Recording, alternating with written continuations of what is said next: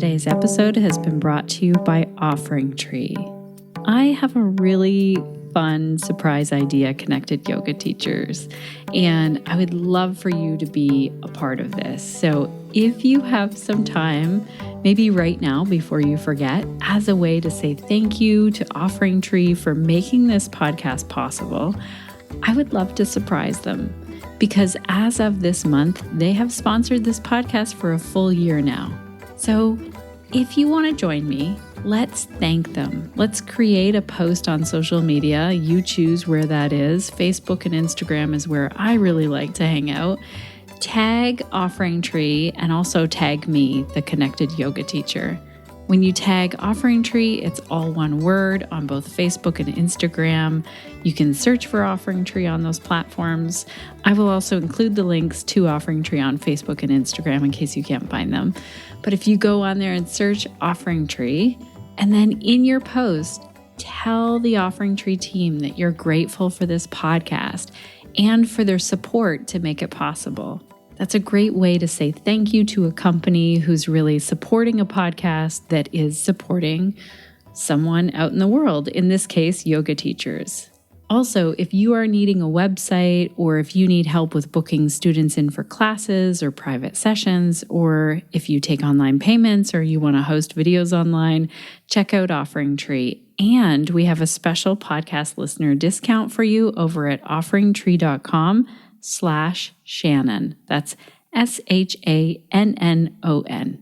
Today's episode is also brought to you by pelvic health professionals. This is the other side of my business. We're here on the podcast, but we also have a whole other thing going on over at Pelvic Health Professionals, which is an online membership for yoga teachers, PTs, movement educators, healthcare professionals, really anyone wanting to learn more about pelvic health.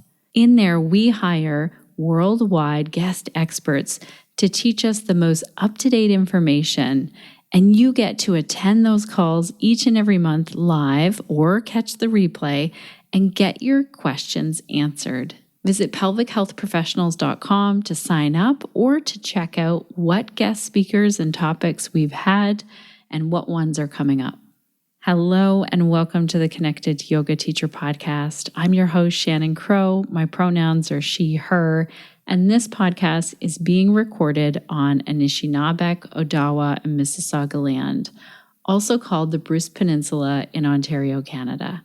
If you are new here, you might not know that I'm also a mom of 3, a yoga teacher, and the founder of Pelvic Health Professionals. And if you are a returning listener, oh my goodness, welcome back. You know the drill. This podcast was created for you, the yoga teacher, so that each and every week you are connected to the information and ideas that are going to support you as you build your yoga business. Because I get it, leaving yoga teacher training and jumping out into the world of teaching and running a business can feel like a lot, especially if you are navigating anything to do with online yoga or online anything of running your business. Many of us didn't learn how to teach online in our yoga teacher trainings. We just learned in the last few years. Some yoga teachers tell me that they want to teach online, but they're afraid of the tech or how they look or how they're going to show up. Today's podcast is for you if you are a yoga teacher who wants to find your own niche yoga, find your own expression of yoga, and if you've ever doubted yourself when it comes to teaching online. Also in today's episode, there is a continuation of this surprise that happened back in episode 304. So Rebecca Sebastian and I were chatting about what was 2022 like? What does it feel like to sometimes want to quit everything and go get a totally different job? What her experience has been like in the yoga industry this year. And Rebecca and I started chatting about this question, like, what was it like for yoga teachers like Sadie Nardini, who had been teaching online before the pandemic? What did it feel like when everyone started to flood and come online to teach yoga? And back in episode 304, if you listen to that, you'll know that Sadie responded to Rebecca's question. So I just threw it out there to Sadie. We hadn't ever connected before on Instagram. And I just reached out and was like, hey, would you ever be interested in talking on the Connected Yoga Teacher podcast? And also, this really wild thing happened. Would you like to be a part of that? It was such a fun surprise just to throw that audio clip in. I'll link to that episode in the show notes. And then we had this idea, let's continue the surprise.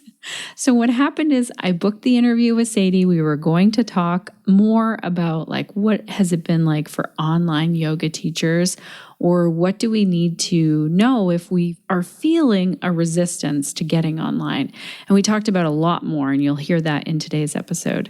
But also, on a total whim, I just invited Rebecca Sebastian to hop into the call 15 minutes in, and she had no idea that Sadie Nardini was going to be there. And you'll get to hear her reaction. I cannot wait for you to hear that. She just thought that her and I were going to hop online and just chat as friends. She really had no idea. And I love how she just rolled with it, went with it. And I especially love how Sadie was as excited as me to do this really fun surprise. Now, if you have not heard of or met Sadie Nardini somewhere online in the yoga world, I kind of want to say, where have you been? But you know what? Maybe it's just my experience that I followed Sadie Nardini long ago. So I'll share an intro to Sadie in case you do not know who she is. Sadie Nardini is the founder of Core Strength Vinyasa Yoga. She really loves to focus on anatomy. She created Yoga Shred, and she has this joint-safe HIIT and yoga fitness style designed to help people get stronger safely without wasting time or energy. She is one of the top online yoga and fitness course creators.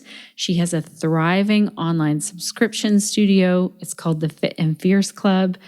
And Sadie has a really amazing way of translating her years of technical knowledge into success tools that are easy to understand and implement. She's also the lead singer of the rock band Sadie and the Tribe. And in our conversation today, Sadie shares her opinions on whether there really is still room in the yoga world for more online yoga, especially now that a lot of yoga teachers have jumped online because of the pandemic. Spoiler alert, there is plenty of room for everyone. And Sadie really gets into why that is. She shares her perspective on marketing as yoga teachers and why it's important to show up as yourself, regardless of how you look or how young or flexible you are or are not. I hope every yoga teacher listens to this episode and really soaks this in. Doesn't matter if you're teaching online or in person. And if you've ever felt like, you know what, everyone else is teaching online, so why should I jump online as well? Why should I even bother? This is a must-listen episode for you. So let's dive in and meet Sadie Nardini.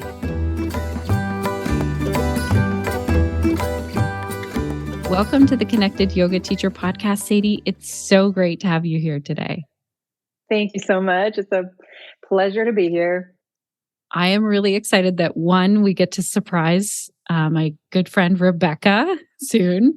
And also that I get to ask you more about online yoga during the pandemic. And the biggest question of that I'm hearing from yoga teachers with online yoga now is is there even room for me to share my online yoga, or there's so much out there, why would I even try to get on there? But before we get into that, I'd like for you to tell our listeners who you are, where you are, what's the work that you do.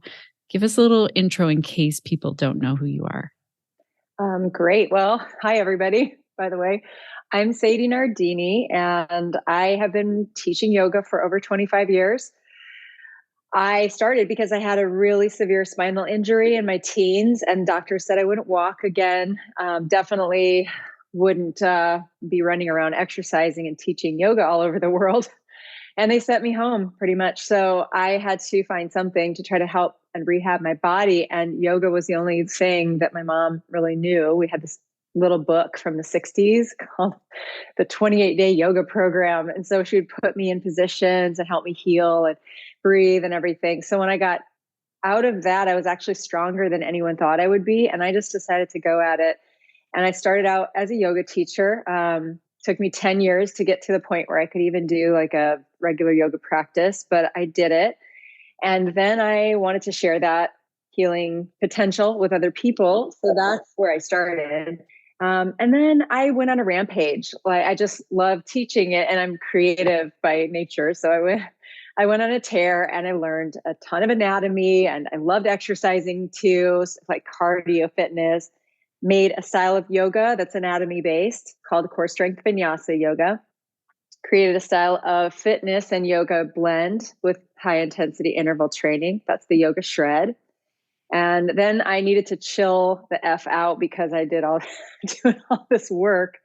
So I created the somatic flexibility technique, which is a really gentle way to train your brain to stretch your muscles instead of trying to stretch your muscles, which doesn't work as well.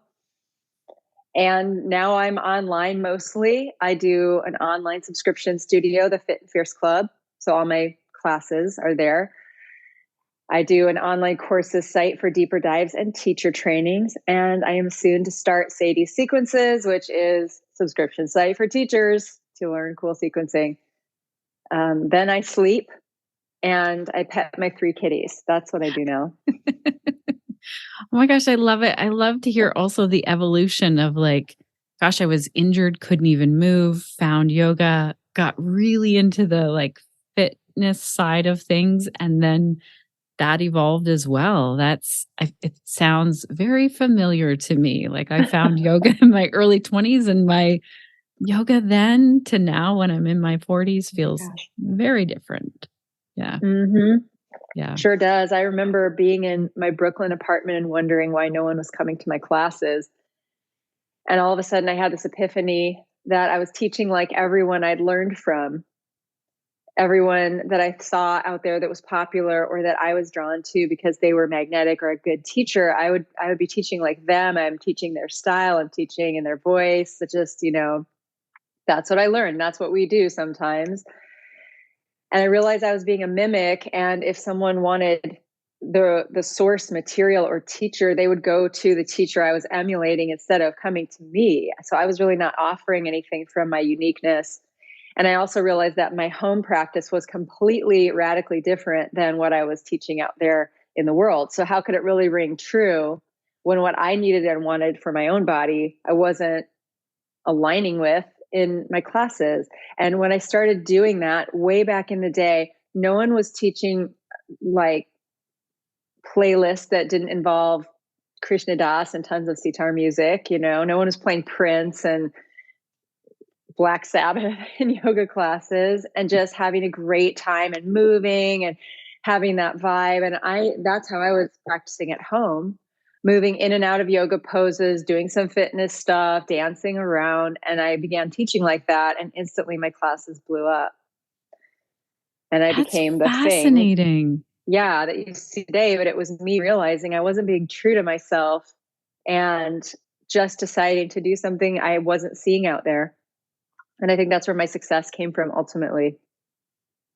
I hope our listeners are listening to that and taking that in, like however you find your yoga practice and how that evolves for you on your own. When you share that, it's very different from like, I learned this and now I'm just repeating these cues because that's how I learned. Oh, what a beautiful gift. And I get it. I repeated cues for a long time and was like, all right, I'm going to teach like this until it felt like, that's not really what I do. I love it.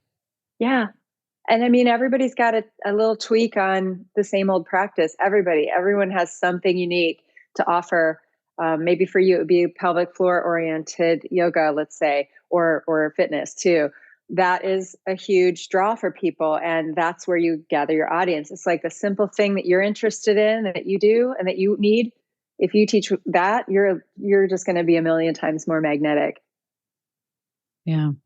Wow, that's fascinating. Thank you for sharing that. Yeah, no problem. All right. Well, Rebecca is in the waiting room. So should we let her in? Yeah, let's do it. Okay. Can't wait to see her face. Okay, here we go. Oh, hi, Rebecca. It's Sadie. Holy, hey, Sadie Nardini. What? I would have combed my hair and made my hat look nicer if I knew where you were coming. I thought it was just Shannon. Yes, I'm so happy. We got to do this. Ooh. All right. Yeah, your hat looks great, sister. You are rocking that fuzzy beret. I have curly hair and I'm wearing this because I didn't shower this morning. That is Perfect. all curly haired secrets ever. That's why we have scarves and hats. Oh, yes. You look Oh, great. hi. Wild Hey. woman. Hi. How's it going? Oh, just hanging out in Santa Barbara, California. I tried to spritz this with rosé. It's like 10 a.m. and I thought it would be cute. But it's not really cute on a Thursday morning, we decided. It's cuter on like a Saturday or Sunday.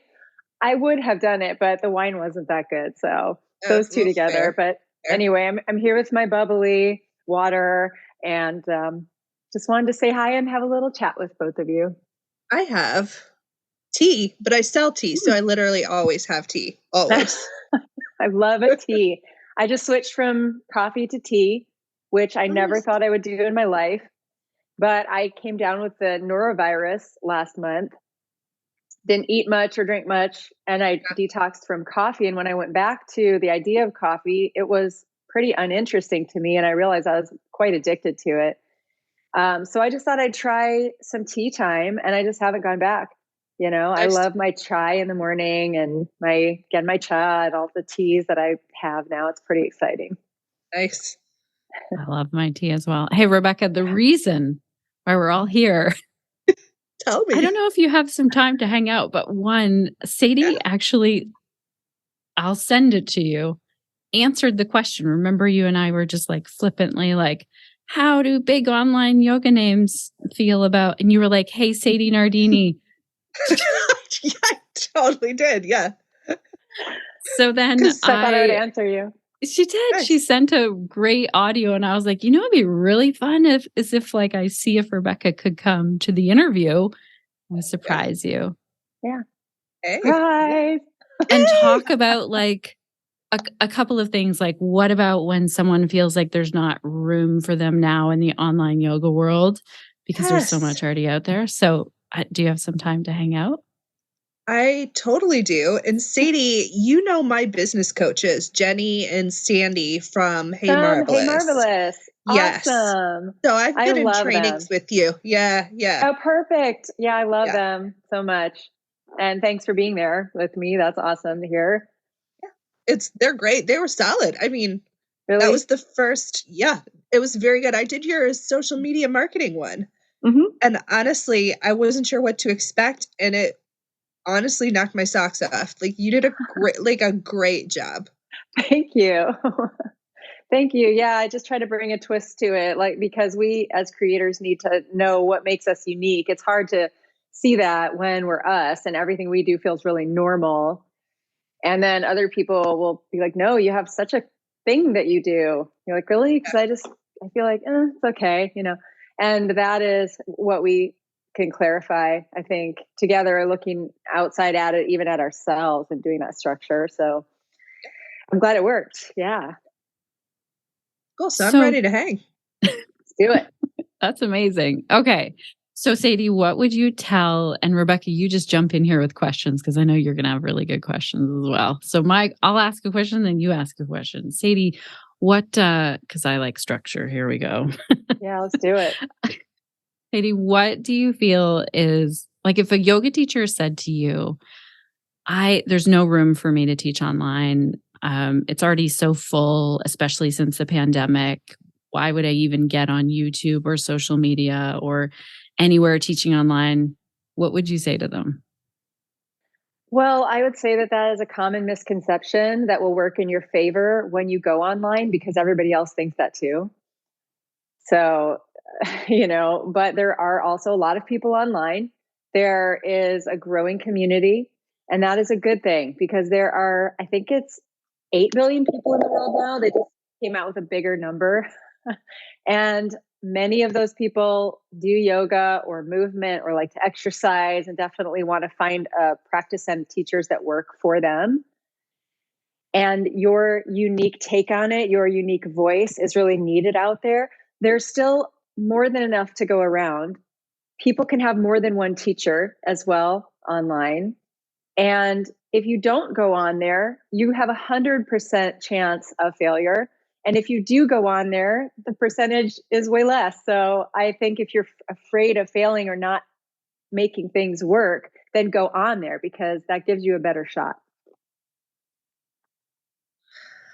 I am curious. Okay, so I will say when I started teaching, I was in person, all 100% in person, and how we interact with our students and how much we bring of ourselves to marketing, to talking to students is very different in person than online.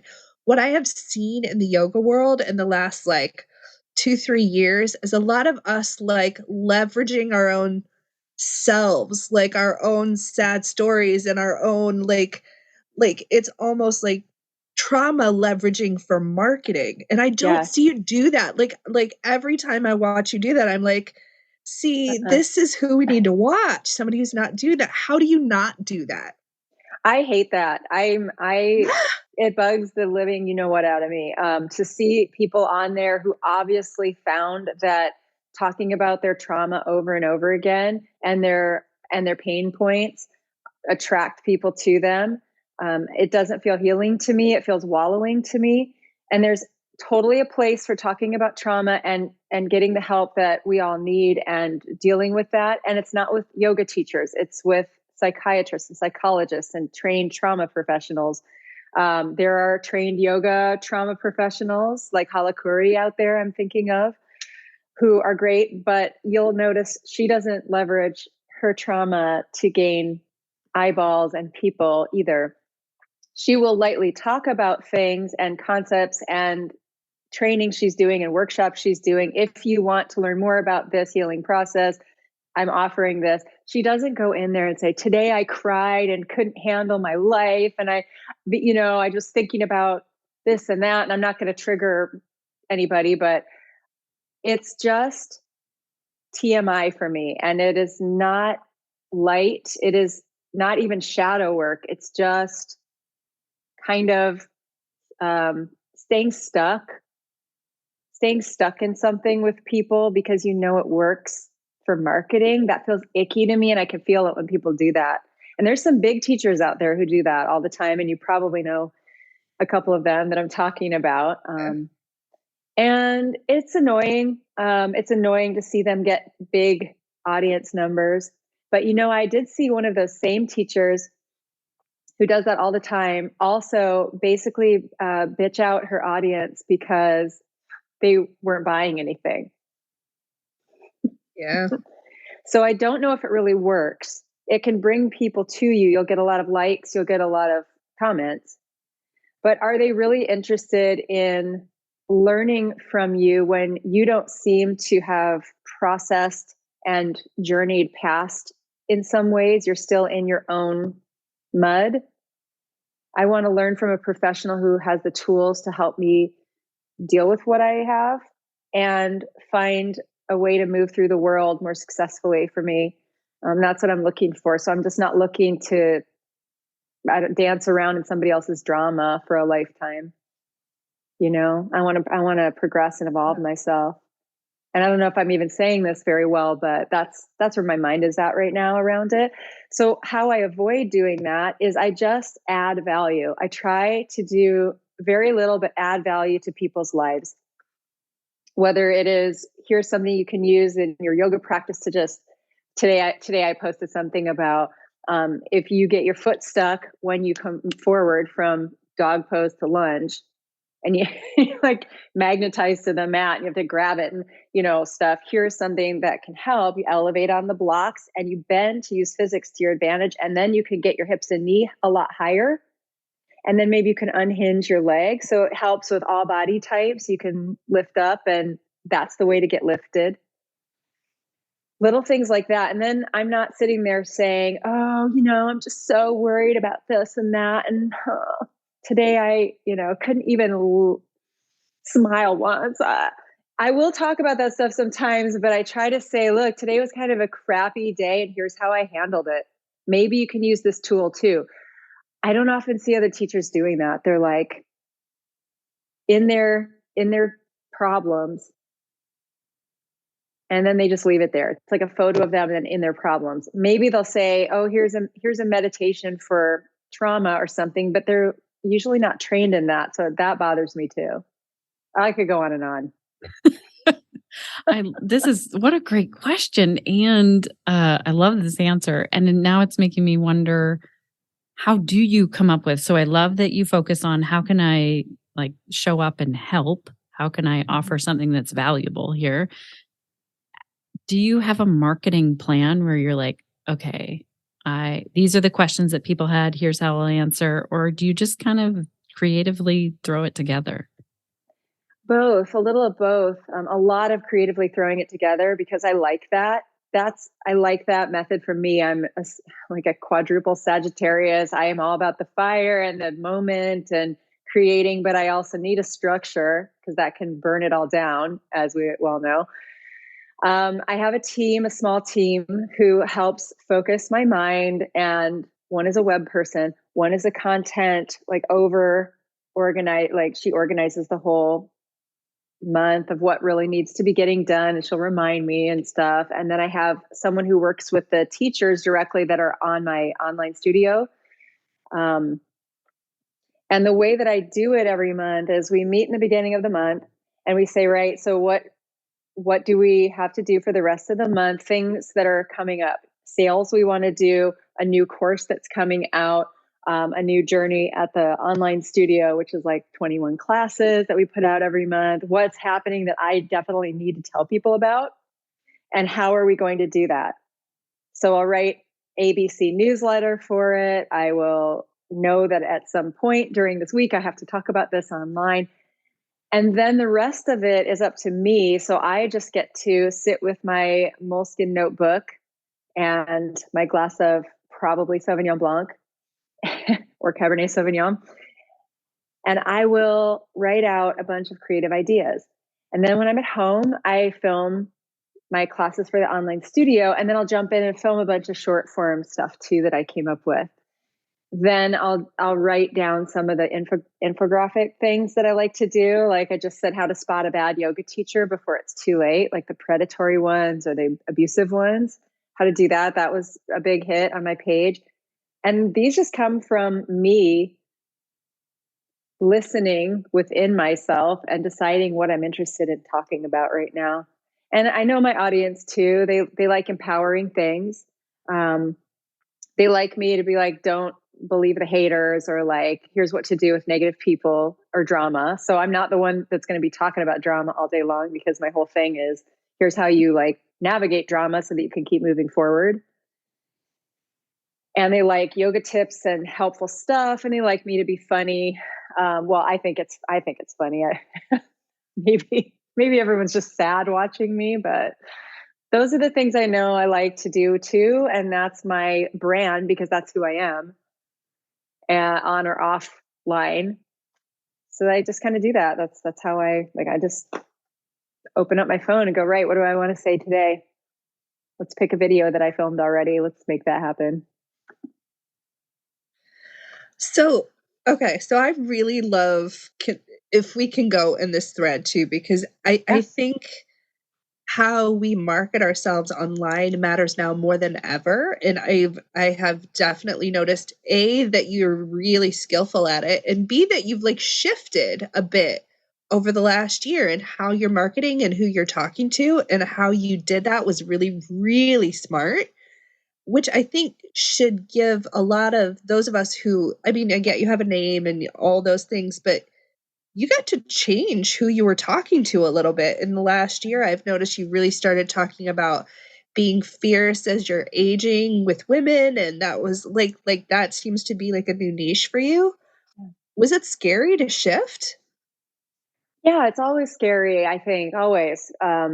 our lizardy brains want us to just stay still and not move and not change anything, because if we're not dead right now, then don't do anything different. And it's deeply scary to change anything, even if you know it might be for the best. I mean, what I was talking about earlier, I think before you hopped on, was that I realized a long time ago that I was teaching in a different way than I was practicing at home. And I shifted to that. And that was not being done at that time at all. And I was in New York City, very cutthroat. My rent was high. I didn't have a lot of cushion to be able to just change stuff. But I realized I couldn't be inauthentic. I didn't want to be a hypocrite to my classes. That was really something I just didn't feel comfortable with. And when I realized I was doing it a bit, just trying to teach like people wanted me, I thought, or like the popular teachers taught, so I totally flipped it. And that's when I became most popular, and I drew more people to me because I was resonating, with who I truly am. So I change, I evolve, and I grow. I'm a human. And when I changed into 40s and then now into my 50s, I wanted to talk about how I got here, and I'm not experiencing a lot of the issues that a lot of people might be, like weakness and pain and all the things that can come from not moving and not doing simple foundational things to treat ourselves well. Some things can't be avoided, but I wanted to talk a lot about how I'm aging. And that was scary because when I first started, I was thinking about making a course called Fit and Fierce Over 40. For Daily Ohm, actually. And I almost didn't make that course because I still had that in my mind that, women over 35 are done in the fitness and yoga industry, really. I don't know why I thought that. Well, I do know, because all of society is kind of plugging us with these youth messages all day and night long. And I thought, okay, so am I going to then believe that, or I'm going to step up and show people a different side of aging or a different message around it that could be empowering and fun? I'll just try it. Look, if the course doesn't go well, I'll kind of get the message and maybe I'll go a different direction, but this is who I am now. So I have to at least try it. And I tried it, and that was their best-selling course of all time, I think. My best-selling course for sure there. And I realized there's a lot of people out there that want to hear about it and that need role models, and not just youth and beauty and airbrushed role models. They want me. I'm sorry, 20-year-olds, like, I love you. You have a total place in this world and you can teach, and lovely. I don't want to learn from a 20-year-old about life experience and yoga. I want to learn from somebody who is my age or older, who has been through it, who understands where I'm at. And just like I don't really enjoy going to young doctors, I want a doctor who has seen it all so that they can have some context for what might be going on, beyond just the textbook. Like, here's what I know so far. So my personal preference was not lining up with what I was telling myself. I was like, oh, no one wants to learn from me. I should keep my age kind of down low. I mean, I literally put ages all over the internet. Like, I didn't want people to define me by my age. I didn't like that idea. So I just would tell Facebook I was this, and I'd tell Instagram I was this, because I just didn't want anyone to bother me. But it was really my own fear. It was really my own insecurity about it at all. So I stepped forward. And if anyone sees a weird age out there, I'm 51. Tell me about it so I can go change it. I'm 51 and fierce, honey. And, I'm owning it. I'm owning it these days.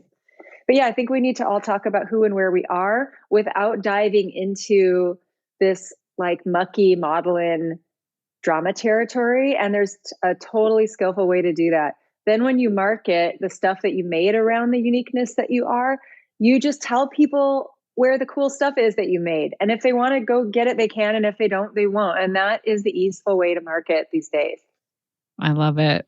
Also, I hope our listeners are really paying attention when you said you want to learn from teachers who are older than you, because Yes. I hear all the time from yoga teachers who are like, you know what? I'm not fit enough, young enough, thin enough, all the things to teach online. And I think I want to learn from someone who's in their 50s or 60s, who has experienced some life pain, who has had some injuries, who like has had mobility issues because 20-year-old teacher me had no idea. Right. Well, 20-year-old teacher me was also studying with those types of teachers. And in the yoga world, it's funny. It's very it was very male focused, as we all know. It started out being for Indian boys taught by only male teachers, and it took a while for women to even show up on that scene and be welcomed. So a lot of the messages are male centric, and that is so it's so funny to me that male yoga teachers were always seen and revered the older they got. They'd be more sought after the older they got. But women, we need to keep them in a 20-year-old bikini body box.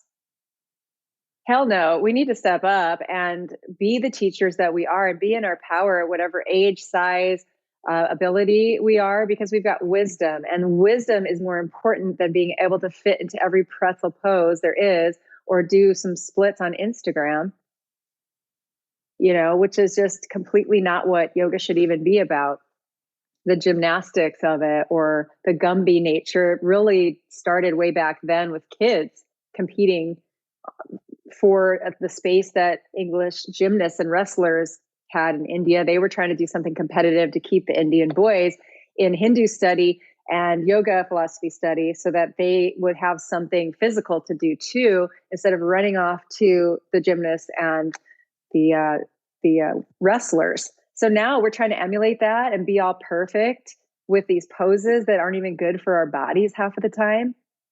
No, teach your wisdom. Bring that. Bring your juicy body and your big ass to the yoga studio and be proud of it. Show people that they can be in their power too, even though we all have things that we're insecure about. That's how you lead. That's a teacher.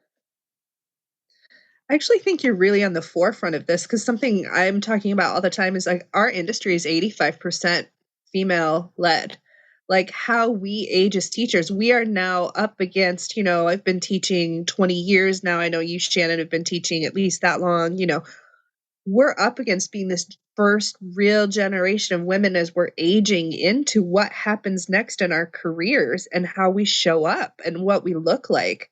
Like, I feel like this is an important conversation for us to have. Like, how do our careers serve us now? Because we don't want to be driving around to every yoga studio and every tiny basement of your chiropractic clinic. Like, I did that in my 20s, but I will not do that in my 40s and 50s. Like, No.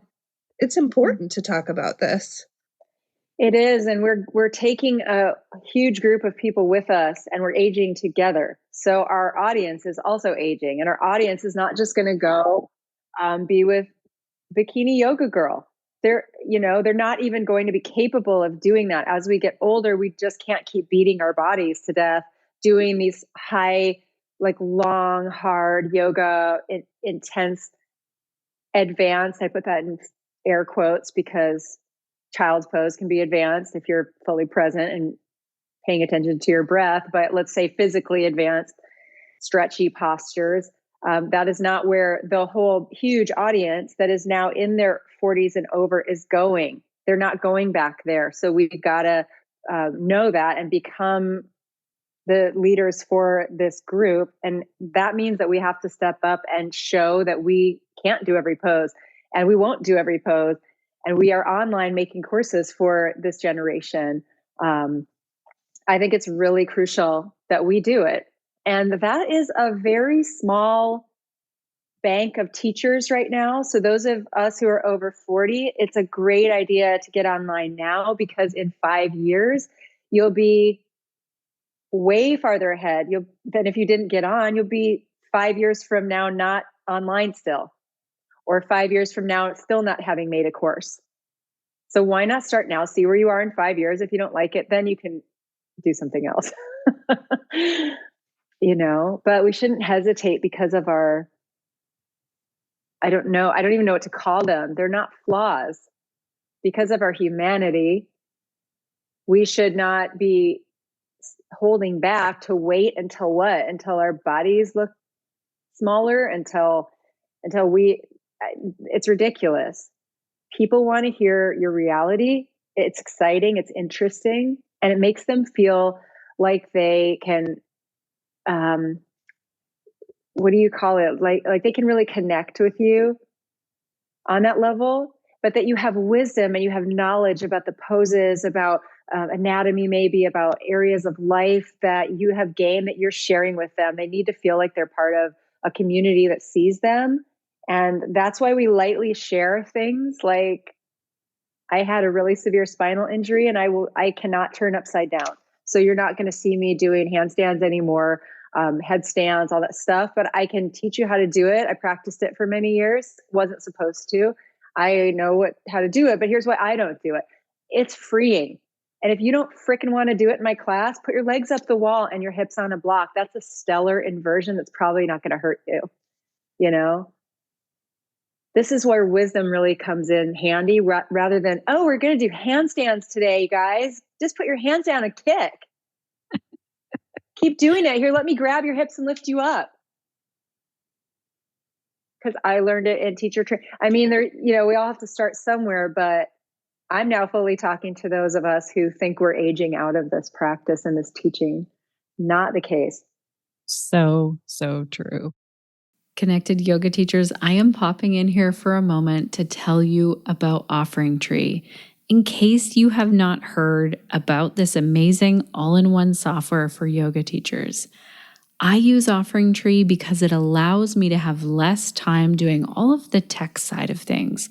And it allows me to have more time for other things because everything is automated in their system. For example, when I book podcast interviews, my guests fill out a form so I have their updated bio, their pronouns, photos, online links so people can connect with them, all of those things. And once that is done, they automatically get a booking link sent to them. I don't have to worry about a thing from there on. They can see how they can book their interview in their own time zone. And that then shows up on my Google Calendar automatically. And a Zoom link happens like magic. I have reminders set up in my OfferingTree system so that my guests get emails and a text reminder with the Zoom link and all of the information they would need so that we have good audio for the podcast. And as a yoga teacher, I love that I can use the same system to host a workshop, a class, a private class, or I can post my videos or audio files on there that I want to share with people. If you head on over to offeringtree.com, make sure to use our discount code that is for our podcast listeners. That's at offeringtree.com/Shannon, SHANNON. Now let's get back to hearing from Sadie.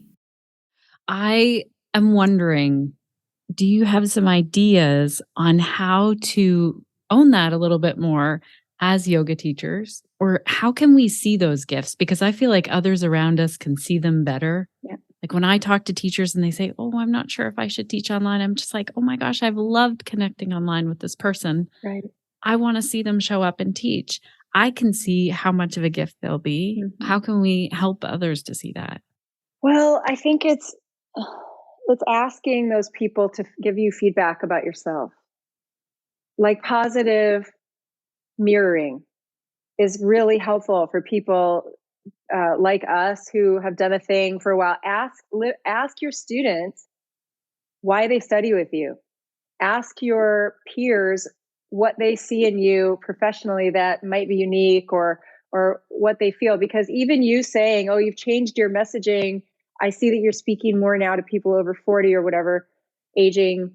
I'm like, oh yeah, I did do that. I mean, it was conscious, yes, but I don't know how it's looking to people from the outside at all. Like, am I trying to sell too many things? Like, is it getting annoying? Am I doing good? Like, what else could I be doing? I would love to know. And I'm actually going to go ask my Instagram people this information, this question after this, because that's how we do it. We need to get some feedback. Then you have to look through and say, oh, this doesn't really feel like me, but that's nice. Look what I'm getting all the time here. Look what people are seeing in me that I maybe didn't quite know about myself yet. Look at the things they love that I wouldn't have really thought that's what they would love. Maybe there's a strength there for me. Maybe I should try to go into that a little bit more. I got really surprised when I did this a few years back. I thought people were going to be like, oh, you're I love your workouts are really challenging, but joint safe. And I love your anatomy knowledge. I don't know what I thought they were going to say, but they all said empowerment, empowerment, empowerment, fierceness, fierce, fierce, fierce. I love how I feel when I study with you. I feel like you're a free, fierce woman out in the world. And I love feeling like I can be more of myself. I can be stronger. I can be more confident. So I got a lot of that. I was like, oh, okay, well, I'm going to name my studio the Fit and Fierce Club and bring the attitude in more. Just my natural sassy attitude. That's what I'm doing. And now you're saying like, oh, you're going for the fierce, like female, like, oh, well, they helped me bring that out. Okay, so I love the shift actually that I see you and a lot of other people, like joint accessibility, making sure that movement is safe for people. And I also was like you when I was in my 20s, I was rocking handstands and doing all the things. Mm-hmm. What would 20-year-old you have had to have heard to have practiced differently than we did so that we aren't paying the price in our bodies as 40s? I'm 44, although I'm 44. Mm-hmm. Like, Nice. like so we're not paying that price. What would you have had to have heard? Well, I thought about that actually. And so this is where some of my messaging comes in online. I don't just talk about when you're over 40, do this now that you're hurt from practicing yoga from 20 to 40, because there's a ton of alignment cues that are completely anatomically wrong. I'm just going to speak it very clearly for everybody.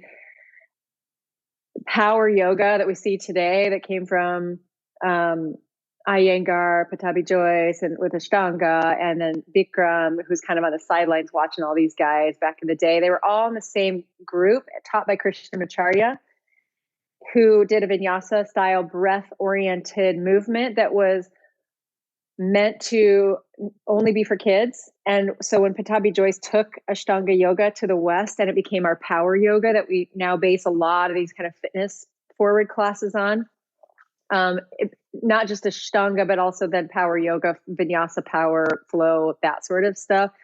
That all originated from Krishnamacharya, who was teaching young boys as calisthenics. And with kids, he didn't think you needed to really worry about the body as much because they're more naturally flexible and they can do stuff. But when Patabi Joyce tried to take this practice to the West to adults, Krishnamacharya actually told him, don't teach this to adults. You'll hurt them. This is for kids. Don't do it. They did it anyway. And now we have a ton of like anatomy misconception and weird aggressive movements that aren't built for the human body, and knee twists and SI joint issues and horrible stuff that we see in therapeutic yoga, which I also studied in back in the day for 10 years. That's where we see all the carnage. You don't see it on Instagram, right? So the way I talk to people of all ages is to say, here's an alignment cue that can really kill your knee joint if you keep doing it, but it's very common. So here's the fix. And now you can go into any yoga class and keep your knees safe. So that is how you speak to 20-year-olds. No one wants to hurt their knee doing something incorrectly. I don't speak about now that you're already like your knee is hurt after all this time. I talk about it generally because it works for everybody. And I have a lot of younger people that are my audience online too. It's surprising to me. It's like 20 to 35 is almost as big as over 40 for me, because they want to do it right or safer, I guess. And also younger people, especially younger women, want to age fiercely too. They want to start now taking care of themselves so that they can, like, I don't know why I'm air quoting all the time, just like it's happening. They can be like me, not me, but they can age well, I guess. So I think just speak to value, speak to safety and shifting into more strength and less pain and less strain, and add your value to your general audience. Sometimes be specific. And then that will all add up to you gathering people who are just interested in your knowledge of all ages. What I keep hearing over and over again is how you've taken things that you've seen over the years in yoga that quite frankly are hard to watch. And then you create content, not pointing the finger at people and being like, look at this is terrible, but like here's the helpful thing. Here's how to pull that helpful thing out. I also want to just for those of us who don't have like a really robust marketing team, like what would you say to the teacher who doesn't have that team that like this person's looking after my website? And like when we're first all starting out, it's usually us, with our notebook by ourselves. What would you say if someone's sitting thinking, what do I even post about or like how do I even share this online? Yeah, well, you should know that the marketing team that I have is mostly the web person and someone to send out newsletters, which I could also do. I just don't have the time for that. But I did it myself for many, many years, and I still do most of it. Just because I like to. I like to have a handle on it. I like to do the creative stuff, and I want it to be coming from me and not from some team out there. I don't love knowing that some teachers are not even on their Instagram that much. They're just typing stuff and sending it. I post mostly on the day when I'm thinking about it, but the one tool that I use all the time is Canva. So a lot of you know what that is, canva.com. It's a single teacher's dream for designing stuff. You can just put templates. What's working really well right now as we're speaking are, are infographics. So helpful things people can share or save for later about stuff that you know about and are interested in, geared towards maybe the audience that you know that you like to speak to and teach mostly. Reels, of course, Instagram Reels, just figure out how to make one. It is not that hard. If you can do an Instagram story, you can do a reel. If you can't do an Instagram story, YouTube tutorials are awesome. Just click how to make a Instagram reel 2022 and you'll get really cool advice. You can do it step by step. But reels are great because you can film short form things on your phone, less than 90 seconds, that add value. You can edit them within the reel, real easy. Real easy. And you can just start doing a couple fun things, infographics and reels. That's all you really need to be thinking about. If you share a marketing thing, share a pretty designed thing, say, here's what I have upcoming, please sign up. Shoot it over to your story too and put a live link on the story straight to it. Those are the things that I mostly do too. And those are the things that people are really digging. I think if you could learn those two things, you could just go gangbusters on your online thing. And at the end of the day, I hope that we're really here to serve. If you're not in the business of serving other people and helping them, then go get a job that pays you better because something has to drive us to do all of this and make it not be work, but be our life's purpose. And that's what drives me because I was just a born kind of helper. I'm born to want to help humanity and help lift people up. And if I wasn't, I honestly would have gone and like been a bartender on Friday and Saturday nights somewhere and come home with the cash and socked it away and sat on a beach somewhere. I don't know, but remember what we're really here for and let that drive you to create things to help people. And that will make it much more interesting for you and fun for you and purpose driven for you than just thinking about, okay, I have to get people to class or I have to sell this workshop or have to do this. You get to do it because you have knowledge that can help the world. So come back to that mindset, write down some simple, tiny mini tips around what you love to do and teach that you can start filming. Put your phone down, get some good light on you, and film 10 of these things, and then just post them every other day and see what happens. The least that will happen is that you'll help some people, and that is a victory. Yeah, I think it's worth also saying you said Canva. I love Canva, and you can even make Yeah. reels that you're not in. Mhm. The most popular reel I ever made was one I made on Canva that was a car crashing on a mountain, and essentially my point was everything looks pretty when it's on a mountain, yoga poses or car crashes. I wasn't in it. Yes, you can put pretty music on a picture Yep. designed in Canva, or a little video of somebody like walking to the ocean, and then put an inspirational quote or something that you were thinking about, things like that too. You totally don't have to be in your own reels. Sometimes I think it's really important to show up, because if you are a teacher, like somebody who is doing your own thing, you definitely want them to get to know you and your face and your personality. But doing things like that are a great way to not have to sometimes film yourself. You can do it on your phone real quick, easy. Yeah, Canva is the way to go. I also hear a thread of you saying that you kind of co create this with your audience, like what's going to help them.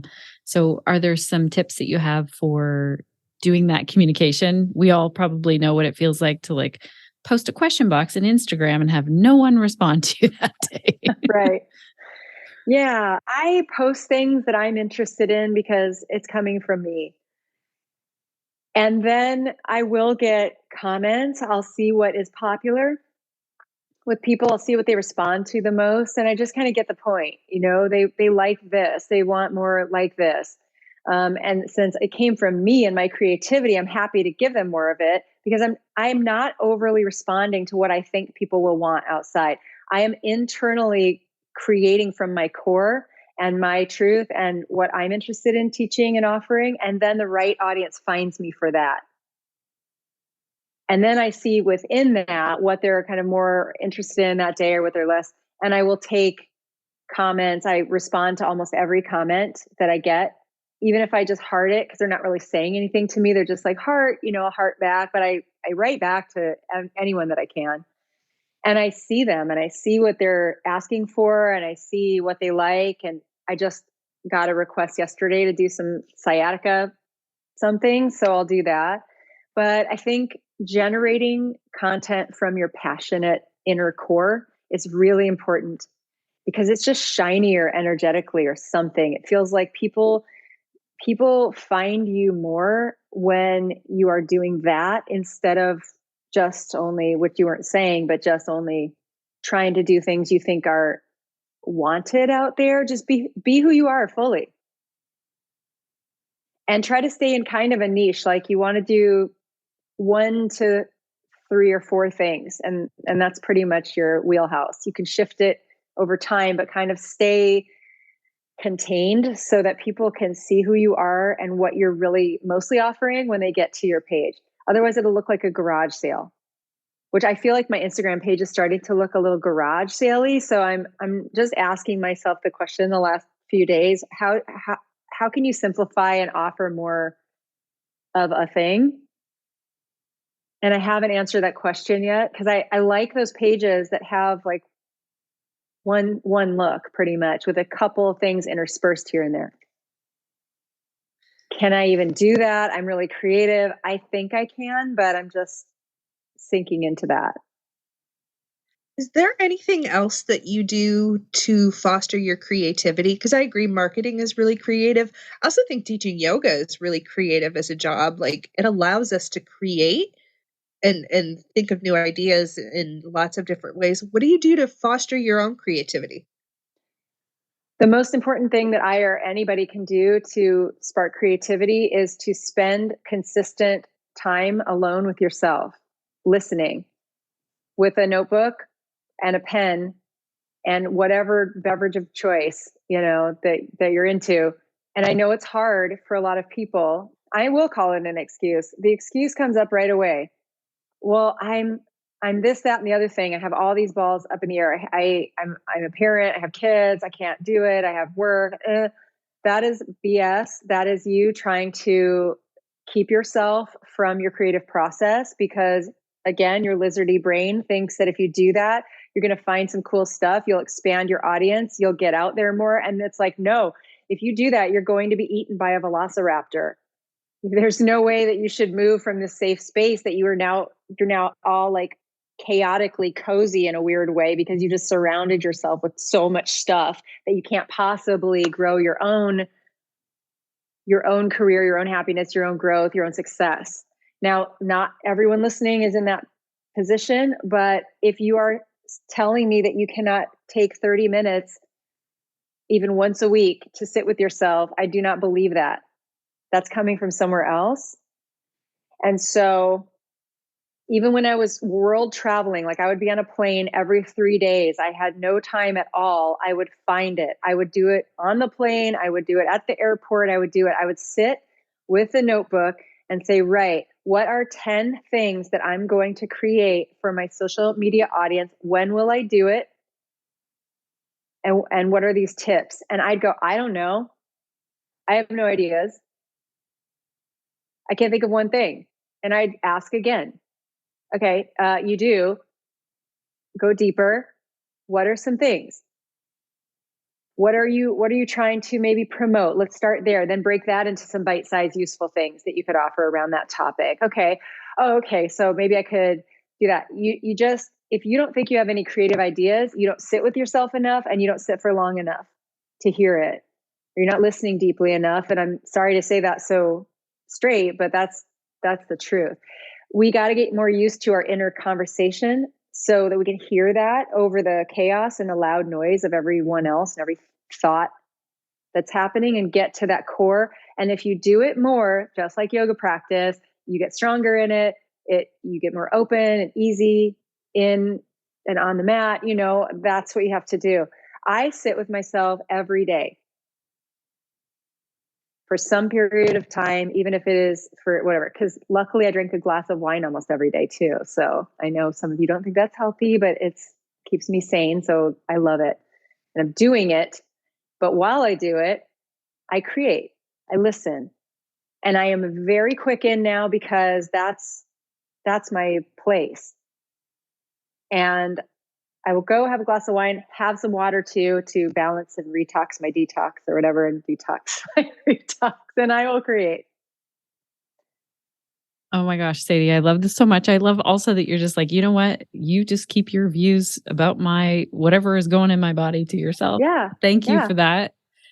And it's nobody's business but yours what you choose to do that way. We all have wisdom. I can share wisdom even if you think me drinking a glass of wine every day like a European is completely insane. Don't do it then. That's fine. Working but listen for you. To what I have to say. I can save your knee joint. Yeah. So the other thing I hear you saying in this, it's just like, I hope our listeners are listening to this homework. So sit with yourself. And I think that frees a lot of people from like looking for the answers in the next yoga teacher training or the next coach who's going to tell you or the next marketing expert. For sure, we can reach out and get help, but amazing. Like go sit with yourself for 30 minutes a week, a day, whatever you can. And sit see for what comes out 10 of minutes, 5 minutes. Do it almost every day if you possibly can. I bet you have 5 minutes. And here's the thing. Every coach online will teach you how, and they'll give you prompts and creative prompts for the why, the real core of it. But the why has to come from you. So you can do all the trainings in the world, but if you don't sit with yourself enough to understand your own why and to be able to get inspiration from within, none of that stuff will ever work for you. You'll do the how. I posted things. I did stuff that they said.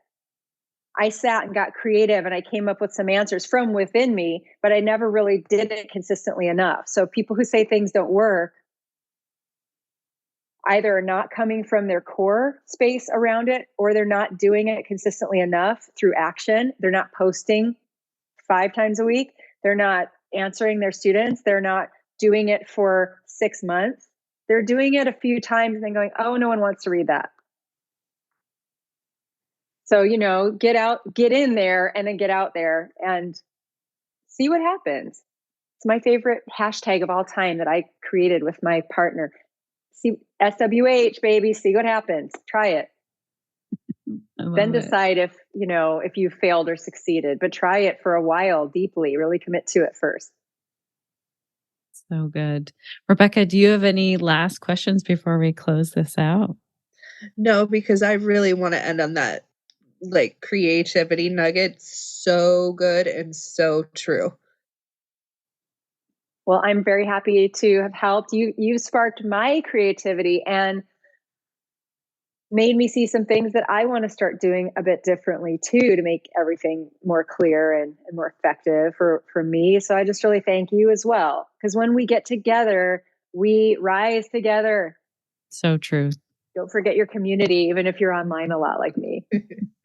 Thank you so much, Sadie, for your time today. And thank you, Rebecca. That was like so fun to see your face. Yes. Thank you for just leaping in here and not running screaming off and being like, no. I have loved every moment of looking at your knit beret. It was so beautiful. Thank you. And every moment of the conversation. This has been a great talk, and I'm just honored that you let me be here and I got to hang with you all for a while. Thank you for having me. It was like the greatest surprise, honestly. Oh my God, I loved it. Connected Yoga teachers, I want to hear your thoughts on this interview today. I also want to send a huge thank you to Sadie Nardini for really diving in, sharing all of this amazing wisdom with us, also being in for surprising Rebecca. That just made my month here on the podcast. It was so fun to organize. It was so fun to see Rebecca's face. I'll see if I can try and find the video of when she hopped on, or clip that for us and post it on social media. If I haven't posted that on my Instagram, remind me. Tell me, hey, Shannon, where is this video? We want to see Rebecca's face and the surprise on her face. And I just think she was such a good sport. She had no idea that she was going to show up. And she's such a natural podcaster as well, because she had amazing questions. I feel like it really added to things here. So if you're not already listening to Rebecca's podcast, head over to your podcast player and type in Working in Yoga and go and send her some love and support over there as well. That'll give you lots of listening for 2023.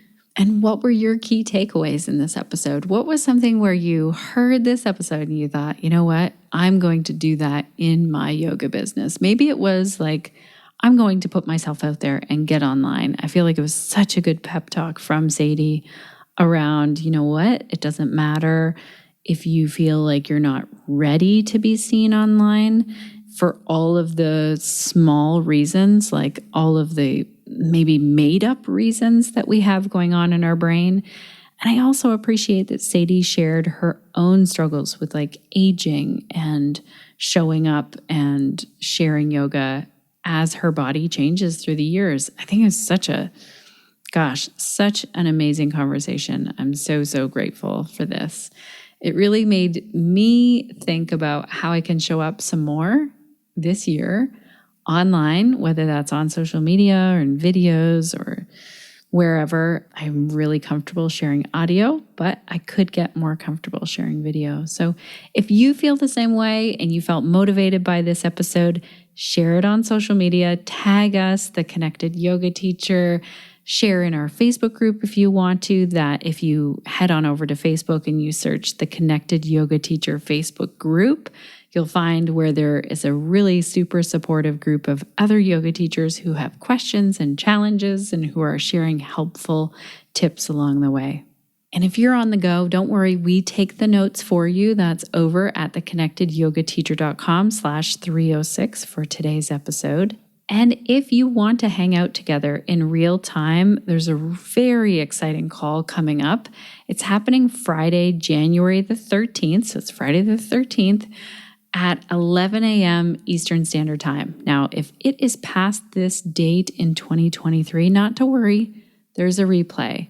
We are going to be talking about endometriosis surgery with Dr. Matthew Leonardi. So he is one of the leading gynecologist surgeons who uses ultrasound in the diagnosis and surgical management of endometriosis. So this is very specific, but also applies to so many of our yoga students. So many of our yoga students are dealing with endometriosis.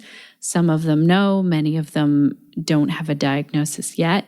And our pelvic health professionals had more questions about endo and surgery for endo and ultrasounds to diagnose it. So we are going to dig in and ask Dr. Matthew Leonardi all of the questions, and you're welcome to join us. Also in there, I share a 6-week Yoga for Pelvic Health series, and there's a workshop. So you get access to everything we've ever done in the membership. It's all waiting for you. You can head on over to pelvichealthprofessionals.com. It's kind of like Netflix, except better because it's all about pelvic health. I'm biased in that way. You can sign up for the month, check it out for a full 30 days. If you do not like it over there, you can cancel your membership. Full refund, no questions asked. If you enjoy it and you want to stay in there, your membership will just renew for as long as you would like it to. Huge thank you to our team over here, Suzanne, Crunch, and Sinead. Thanks for all the work you do over here to make this podcast possible. Everyone worked really hard before the holidays and got everything out so that our listeners can continue to listen. And here we are, kind of like back to work week here for all of us. And I appreciate these people so much. So if you see them online somewhere, give them a shout out of thank you. If you want to see what they look like, head on over to our website, theconnectedyogateacher.com, and look at our about. You can see our entire team over there and find out how to follow them and possibly work with them. Thank you also to you, dear listener. You make this podcast possible. Without your listening time and amazing questions, we wouldn't all be here. I'm super grateful for you. I am so grateful also that you took the time today to really listen in to this episode all the way to the end. And you know how I'm going to close this out. I'm curious to know, what will you be doing this week to stay connected to yourself, your yoga practice, and to your community so that you can share the yoga that lights you up?